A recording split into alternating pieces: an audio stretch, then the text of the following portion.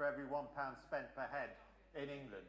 Why is it that the OECD, not the Conservative Party, not the government, but the OECD in their PISA reports are saying that standards of education in Wales are falling behind? It is completely unacceptable. And we've had 25 years of, quite frankly, bonkers policies. We've had the blanket 20-mile-an-hour speed limit. It's cost £30 million already in road signs. We have no new roads being built. No new roads because apparently the climate emergency means it's better for us to sit in a traffic jam than it is to be able to drive along an empty road.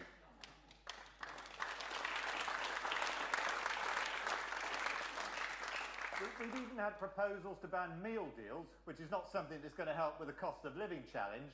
And we've had £4 million so far given out to people, including asylum seekers, as a result of the bonkers universal basic income policy. And that's not enough, by the way. As well as ensuring that people who'd only just arrived in this country receive £1,600 a month, the Welsh Labour government then wrote to me as minister and said they wanted the law changed so that people could also receive free legal aid on top. And I'm very happy to tell you that I and the government completely rejected that, because we believe.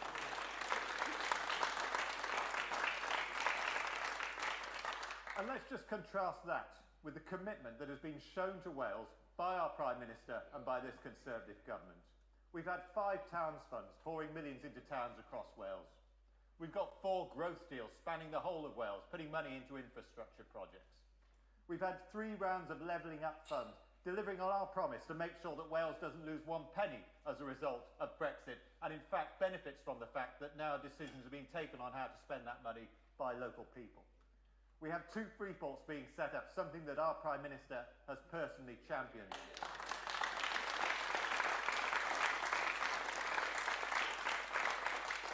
We have 2 investment zones. When Tata came to the government and threatened to pull out of the UK, putting up to 8,000 people out of work, our Prime Minister and Kemi Badenoch got down to discussions with them and came forward with a plan to invest £500 million into an arc furnace, saving thousands of jobs in Wales. We've got a commitment to a Chepstow bypass, something I'm very happy about. We've got a commitment to the electrification of the North Wales railway line.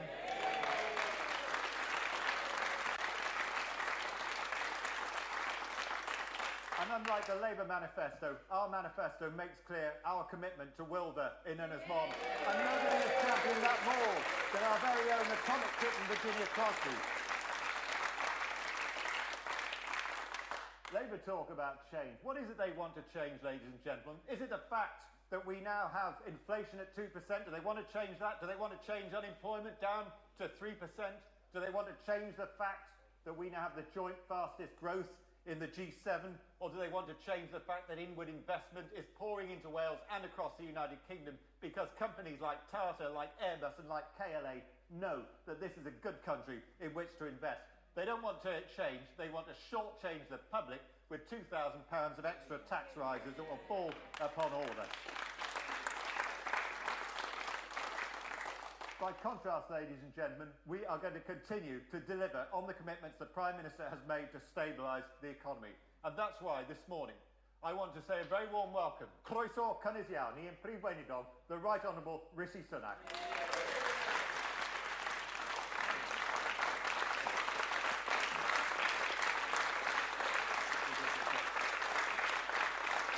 Thank you, everyone. Thank you. Thank you, Reverend David. Thank you. It's great to be here in Wales because this is a great country, but a country let down by Labour. A generation of Labour rule has led to Wales having double the NHS waiting list in England, the worst education results in Britain, and farmers being forced out of business by top-down eco-targets. The 20-mile-an-hour speed limit is hurting you. It's hurting small business. It's hurting the Welsh economy. And Labour's sole focus here is simply making sure that it stays in power. Whether that's by introducing votes at 16, adding more members to the Senate, or ignoring votes of no confidence in its First Minister.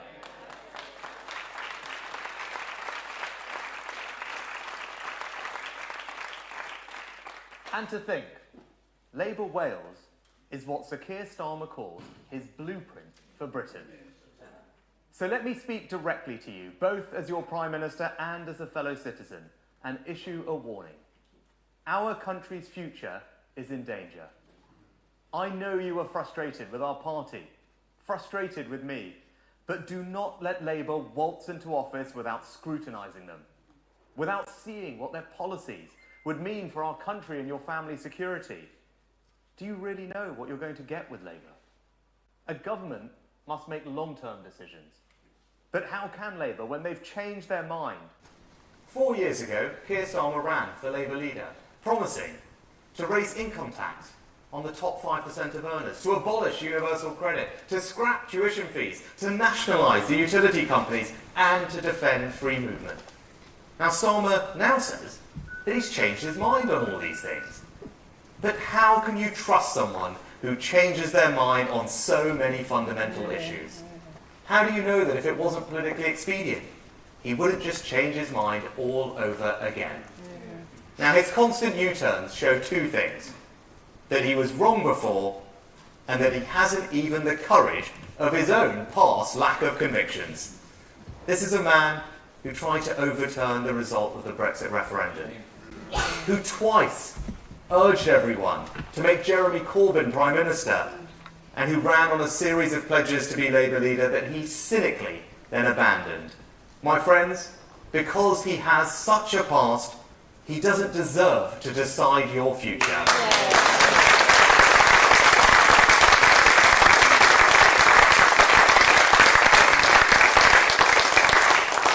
I understand, of course, why people have their doubts about offering us their support again. The last few years have been really tough.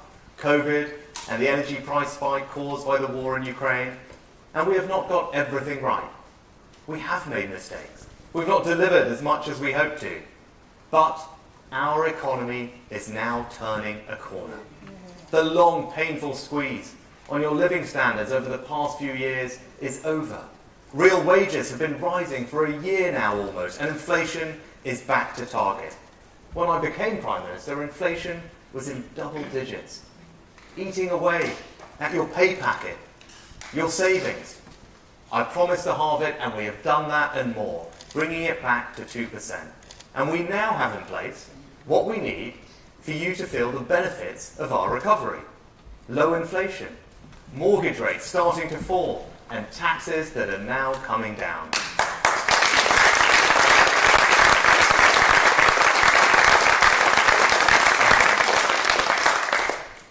That's what you need, but to get that, you need a Conservative government. Now, Labour, in contrast, would put up everyone's taxes, taking the tax burden to the highest level it has ever been.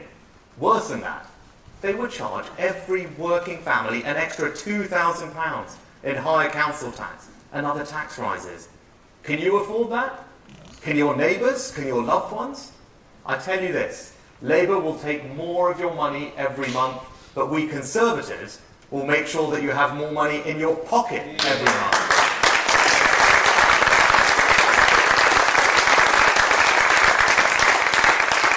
They'd also bring in Angela Rayner's French-style labour laws that would increase strikes, cost jobs and damage our economic recovery. And they'd quickly cave into the demands of the unions, sending inflation and borrowing straight back up. I warn you, don't fall into Labour's trap. Don't sleepwalk to July the 4th. I know you want to send us a message that this is not a by-election. It will determine who governs our country for the next 5 years and potentially much longer. For if Labour get in, they will change the rules so it's much harder to ever get them out. They want to give 16-year-olds a vote not because they think on principle that they are adults, but because they think they'll vote for them. And once they have got power, they will change every rule to make sure that they keep it. We can't let that happen, friends, and it's only we Conservatives who can stop it.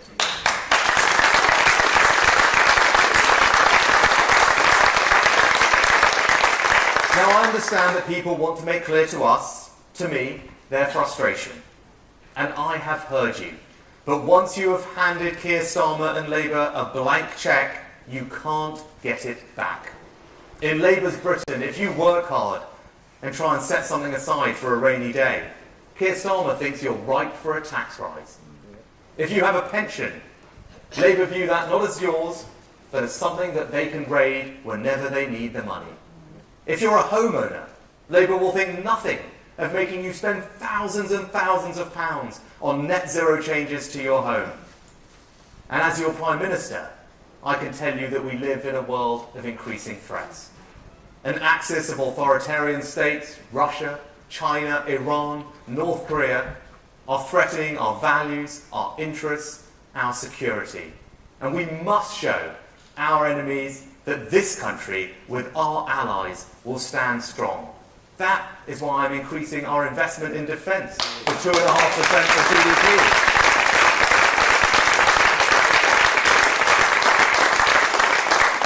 Because now is the time for bold action, not an uncertain Keir Starmer as Prime Minister. And that increase will allow us to stand up for our interests, deter our enemies, defend our values. Labour not only are not matching our commitment to raise defence spending, it's worse than that. The woman Keir Starmer wants to be Deputy Prime Minister of our country, and the man he wants to be Foreign Secretary, both voted against our nuclear deterrent, the ultimate guarantor of our security.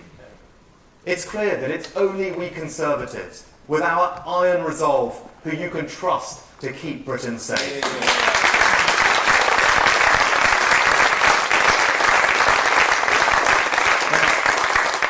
There is a choice before you about Britain's future. I know the future that I want for our country. I want a Britain where those who work hard keep more of their own money, where people can send their children to state schools that deliver an education as good as anywhere in the Western world, where parents can be confident about what their children are being taught at school. I want a country where we can all get the medical treatment we need quickly from our brilliant NHS, a country where people are encouraged to start a business, where we have a culture of enterprise, where we take advantage of the opportunities of Brexit, where a new generation know the pride and security that comes with owning your own home, where parents and families are supported, and where pensioners have dignity and certainty in old age. I want a country where our borders are secure and immigration is under control. A country where we have the confidence of knowing that we are all on the same side. A country built on the values of aspiration, opportunity, and security. Those are my values. They are this country's values. And friends, they are Conservative values.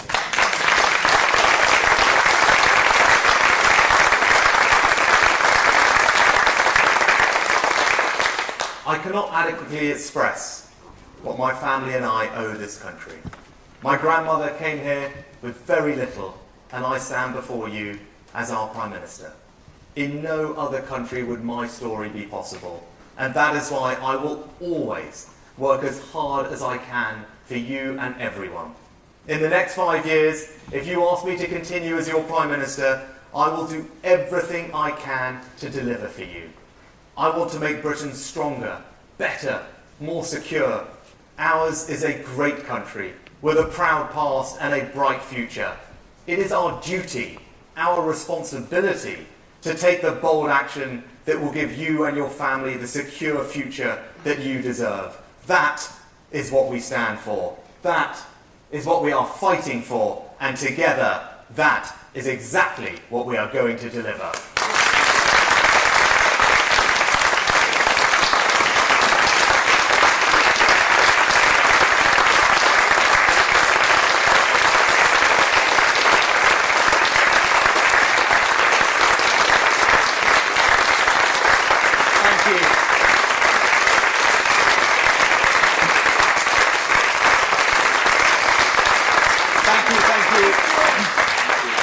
Thanks, everyone. Right, we've got time for quick questions from the media before I hand over to the main event for this morning. Can we start with ITV Wales? Hello there, Rob Shelley, ITV Wales. 5 years ago, your predecessor, Boris Johnson, said that he realised an awful lot of people were loaning their votes to the Conservative Party. Is today's manifesto in the past 5 years enough to continue that loan deal? Thanks, Rob. As as I said earlier, I'll be the first to admit that we of course haven't delivered as much as we would have liked over the past 5 years, and I think most fair-minded people will recognise that we had a pandemic, a war in Ukraine, that has made some progress difficult. But I stand here before you today, having been Prime Minister for 18 months, proud of what we've achieved, crucially, turning around the economy, getting inflation back to normal, and starting to cut everyone's taxes. And that's the clear choice at this election. Continue on the plan that we're on, continue to cut taxes for people at every stage of their life, or the Labour Party, who just want to hike up everyone's taxes. We've seen that over the last few days. Council tax, already one of the biggest bills that most families face. We just heard today from the Deputy Leader of the Labour Party. It's not their plan to do it for the moment, not right now, but it is coming. Mark my words. A future Labour government is going to whack up everyone's taxes. I don't want that to happen.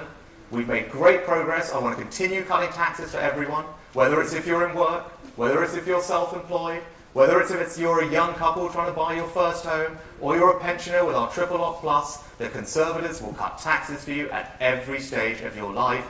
That's the choice of this election.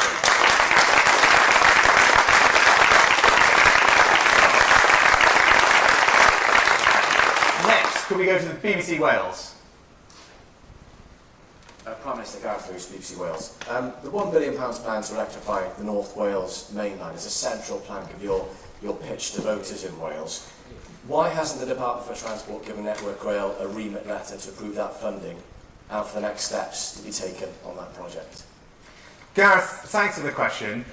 Look, we're really excited to deliver the North Wales electrification. Right? It's something that the Welsh Conservatives, my colleagues, have talked about for a long time. And because of the decision that we made on HS2, we have now freed up the money to invest £1 billion in that electrification.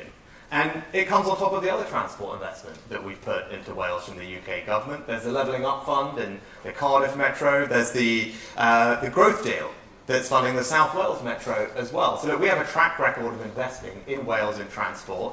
And the one thing I'd say is there's a choice at this election, a very clear choice, because the Labour Party haven't committed to that project. Right? And when I was here talking to businesses and people, they were so excited that finally the funding was available for that project. That funding is only there if the Conservative government is re-elected. If Keir Starmer and the Labour Party are in charge, there is not going to be that £1 billion investment in the North Wales electrification with all the transformational benefits that it will bring. So look, I can tell you this, as we've put it in our manifesto, as I said it when I was here, when I announced it at the time, with a re-elected Conservative government, the North Wales electrification will happen, the £1 billion is coming, and that's what you get with a Conservative government.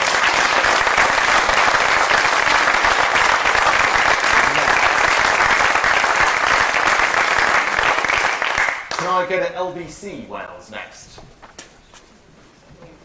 Good morning, Prime Minister. Bronwyn Weatherby from LBC. When did you find out that Craig Williams had placed a bet on the election? And do you feel betrayed? Are you confident none of your cabinet members have also placed a bet? Well, Bronwyn, I talked a little bit about this last night on Question Time, and the first thing to say is I was incredibly angry when I learned about these allegations. And the same anger that many of you will feel and everyone watching. And it's right that they are investigated thoroughly. These are serious allegations. Right that they're properly and thoroughly investigated, as they are being independently, including a criminal investigation, as you'll be aware, by the police. And what I would say is if anyone is found to have broken the rules, they should face the full consequences of the law.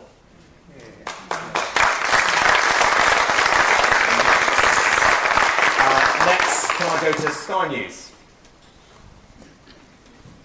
Hello, Prime Minister. Darren from Sky News. Just following on from that, we know there's a Gambling Commission investigation, but on a principled basis, are you comfortable with Conservative candidates, or any Conservative, placing bets on the date of the general election? Because we know that Craig Williams has admitted he has done that. So on this principled basis, are you comfortable, aside from the Gambling Commission investigation? And just second of all, on the follow-up to that, can you hold your hand on your heart and say you are currently not aware of any other Conservatives that you know who may have done the same, who may have placed a bet on the election? Darren, there's not much more I can add to what I said previously. There are multiple investigations that are currently happening. It's right that those investigations are allowed to proceed. They are independent. They are necessarily confidential, as you will appreciate. There's also a criminal investigation, and these are potentially criminal matters, and the police are conducting those. You'll be aware of that. And because of that, I hope you can appreciate there's not much more I can add. What I can tell you is, as I said, if anyone is found to have broken the rules, they should not only face the full consequences of the law, but I will ensure that they are booted out of the Conservative Party too.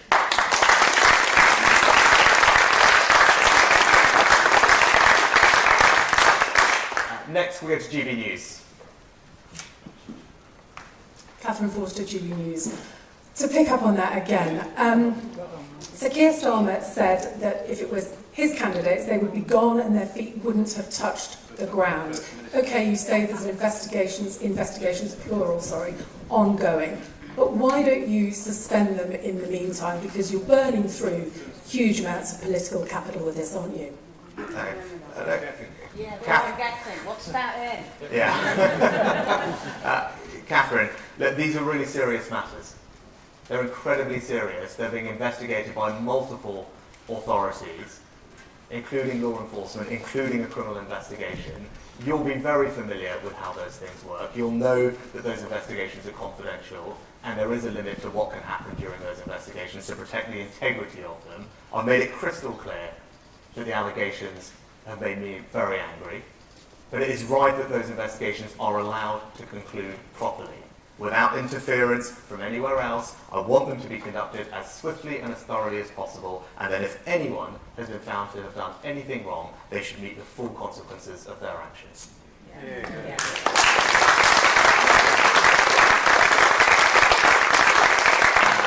And lastly, could we go to the Sun? I had a question. Martina Bett from The Sun. You mentioned in your speech that voters are frustrated with your party and with you in particular. What do you think people are frustrated about in relation to you? Well, Martina, as I was acknowledging yesterday, we've not made as much progress in some areas as I would have liked. I talked about the waiting list last night, but people can look at the 18 months that I've been in charge, and they can see, particularly on the economy, what we have delivered. That was my number one priority when I got this job. Inflation at 11%, with all the damage that was doing to everyone's standard of living. That's why I made it a priority to bring inflation down. Just the day before yesterday, we saw that inflation has returned to target. The economy is growing faster than all our major competitors. Wages are rising, and now taxes are being cut. And my point to everyone is don't sleepwalk to July 4th. Don't let Labour waltz into office without scrutinising their plans, what it would mean for your family, for our country. Right? There's a very clear choice at this election. With a re-elected Conservative government, your taxes will continue to be cut, giving you and your family the financial security that you want and deserve. If Keir Starmer is in number 10 with a blank cheque, everyone's taxes are going up, and they're going up by a lot. And I'm going to fight very hard to the last day of this election to make sure that that doesn't happen.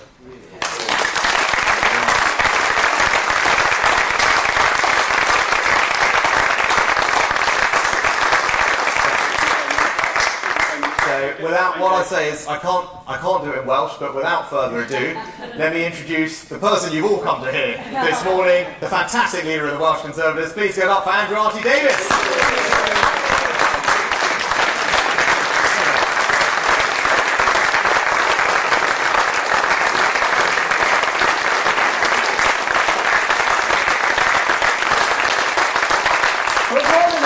What a real pleasure it is to be here today with such great company of the membership of North Wales Conservatives and our great team of MSs and MPs as well, who work tirelessly for the communities here in North Wales.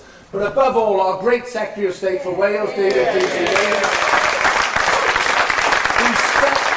who spares no quarter in being a great ambassador for Wales and speaking up for Wales around that cabinet table and championing the causes that have brought those investment zones, brought those free ports, brought the electrification for the North Wales main line and much, much more into Wales. But that wouldn't be possible without the leadership of our Prime Minister.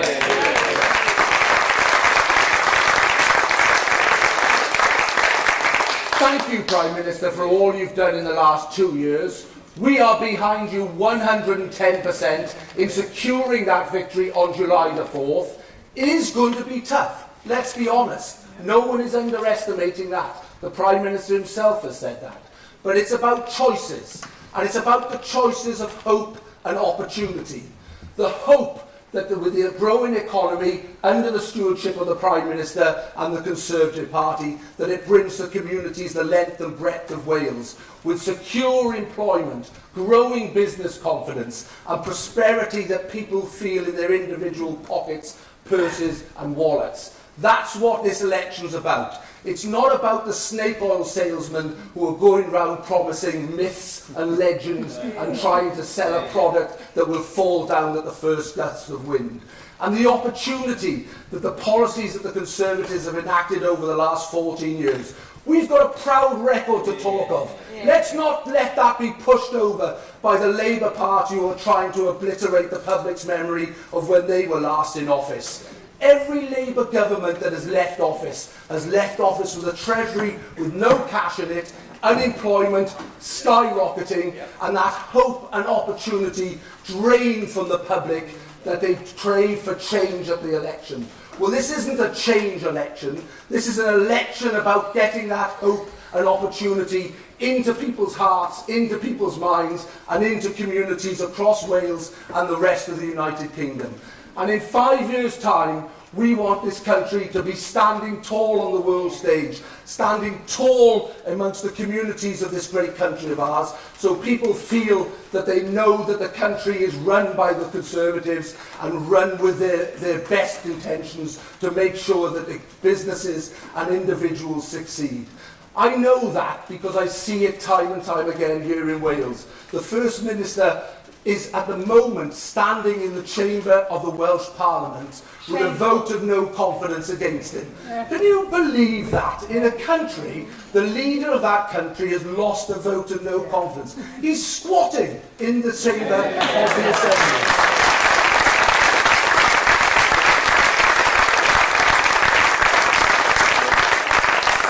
He might well be claiming squatters' rights, but let's send a clear message to him on July the 4th, is it? That we're not prepared to tolerate it anymore. And only yesterday we had the NHS waiting times out here in Wales. 775,000 people on a waiting list out of a population of 3 million. You've got nearly a 60-40 chance of getting an ambulance for a code red call. That 60-40 is against it turning up in the time, not in benefit of it. And you look at 2-year waits, you're looking at 21,500 people waiting 2 years or more here in Wales.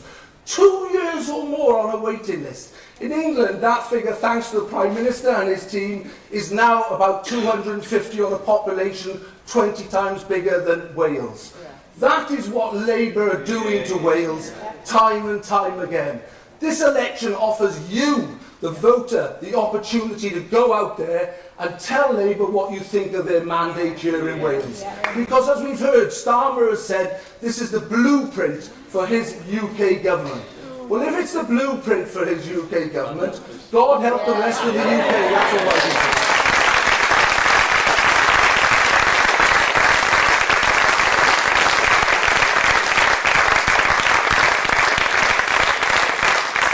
I see Sarah Atherton before me here today. In Wrexham, for example, I saw you post only the other day, 450,000 that you've raised for local charities working to secure that money for Wrexham, and city status for Wrexham in your time as Member of Parliament. I see Virginia Crosby championing Anglesey at every single turn with the Wilver nuclear development and much, much more. The Anglesey Week held in the House of Commons. And our colleagues right across the frontier who have spoken up for North Wales when North Wales Labour have always taken North Wales for granted. And only this week in the Chamber we saw the First Minister unable to commit to electrification of the North Wales main line. We know about Betsy Health Board and the dereliction on their watch that has been dished out to Betsy and the people who count on Betsy for their healthcare. Labour don't care about North Wales, but our colleagues on this front row are standing for re-election, and my colleagues who are MSs champion North Wales every day of the week. Hope and opportunity.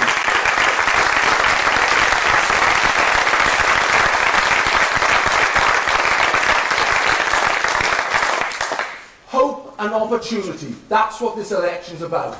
So don't be cowed in the next 2 weeks. Go out there, be bold in what we want to achieve for Wales, be brave in facing the electorate to tell them what a great opportunity this election is, to make sure that they know the Conservatives are on their side, and above all, tell them that the Prime Minister and the Conservative team have delivered this economic transformation that has turned us from the COVID pandemic years to the fastest growing economy in the G7 with the lowest unemployment, and above all, the opportunity that offers us for the next 5 years. Let's not throw it away with tax rises under Labour, ripping apart the great union under Plaid Cymru, and God only knows what the Lib Dems want.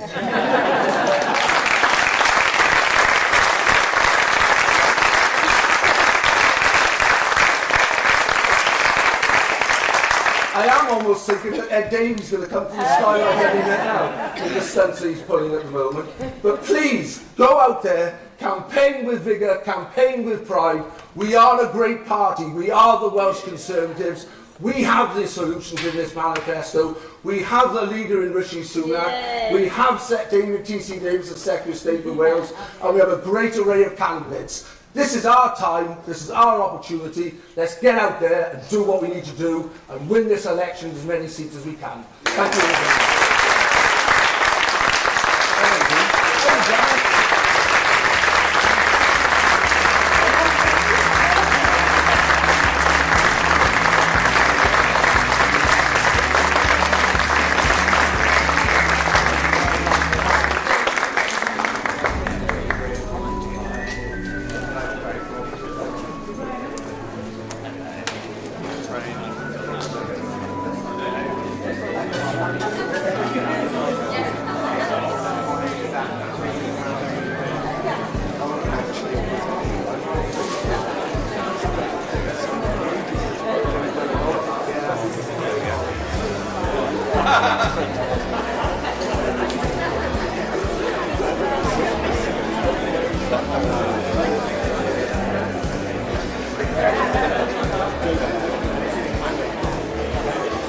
I think we don't need this camera. I think we're good.